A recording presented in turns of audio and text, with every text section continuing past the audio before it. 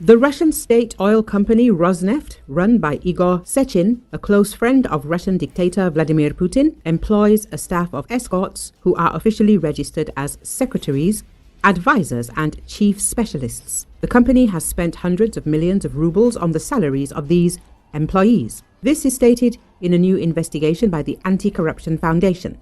Investigators found the escorts by reviewing the company's staffing schedule and then matching the girls' names to data on escort service websites. The girls started working at Rosneft at the age of 19 to 21, and their average salary was 200 to 300,000 rubles per month.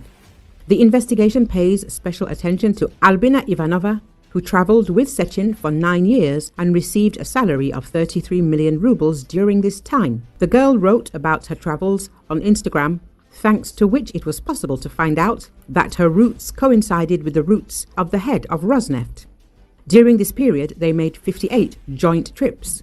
In addition to photos from her travels, Ivanova also showed off her jewelry collections and her expensive items on social media. In addition to her position in Rosneft, Ivanova is also employed in the independent oil and gas company of the former head of Rosneft, Eduard Kudainatov. Meanwhile, Sechin's salary amounted to 4.6 billion rubles for 2024. Earlier, media wrote that the Kremlin is developing a plan for Rosneft to absorb 2 other Russian energy giants, Gazprom and Lukoil. According to the Wall Street Journal, talks on this topic have been ongoing for several months. A plan is being developed in Russia to merge oil giants into one mega giant. The resulting company will become the world's second largest crude oil producer after Saudi Arabia's Aramco. It will pump almost 3 times more oil than ExxonMobil, the article says. The result of this merger, experts believe, will be the strengthening of the influence of Vladimir Putin's dictatorial regime on global energy markets. One of the scenarios being discussed in the Kremlin involves Rosneft taking over 2 energy companies, Gazprom and Lukoil. All 3 are under Western sanctions. Discussions on this topic have been ongoing in the highest echelons of Russian power for several months. There is no final decision yet, sources say. Rosneft denies the information, while the other 2 companies remain silent on the matter.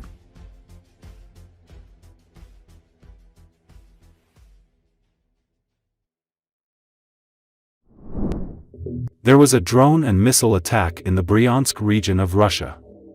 Local telegram channels reported this. Ukrainian kamikaze drone struck the Novozhivkov oil transfer station of the Druzhba pipeline. As a result, an explosion and fire occurred. There were no reports of casualties. It is also said that 2 rocket strikes were launched on the territory of the region using the HIMARS multiple launch rocket system. Local authorities reported that the air defense system was activated and the missiles were shot down. New details of the drone attack in the Bryansk region became known. According to the monitoring group Kremskogo Vetra, referring to the data of the satellite survey, 4 powerful fires were recorded in the territory of the region, in particular, near the village of Sinai Kolodets. An unidentified object, the purpose of which is unknown, was burning at the intermediate oil pumping station Novozhivkov, on the territory of the brick factory, at the linear pumping dispatch station 8. These oil plants are part of the Druzhba oil pipeline and play a key role in ensuring the supply of oil to Belarusian refineries, as well as transit to Europe. More than 33 million tons of oil per year pass through the station.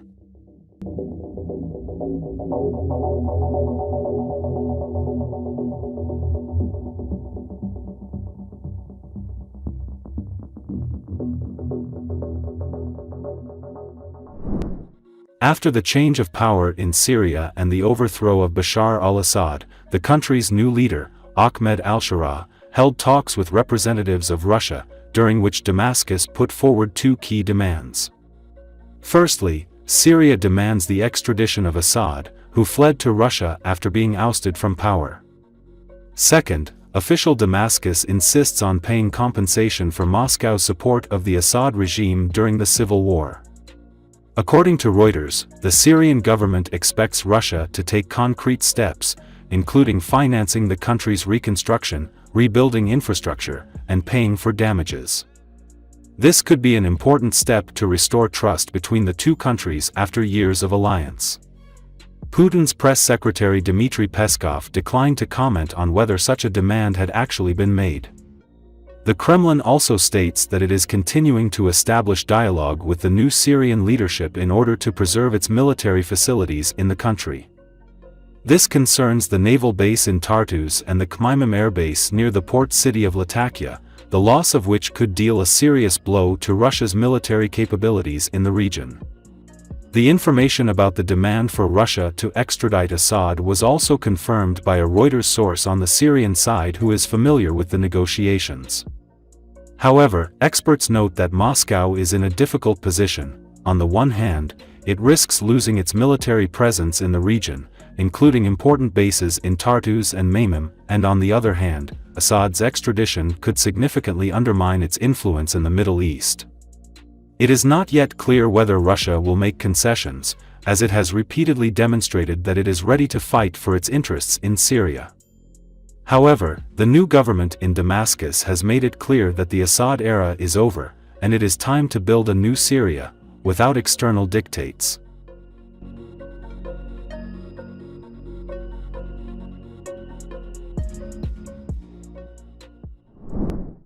Colombian President Gustavo Petro, on Wednesday criticized the deportation program instated by Donald Trump's second administration.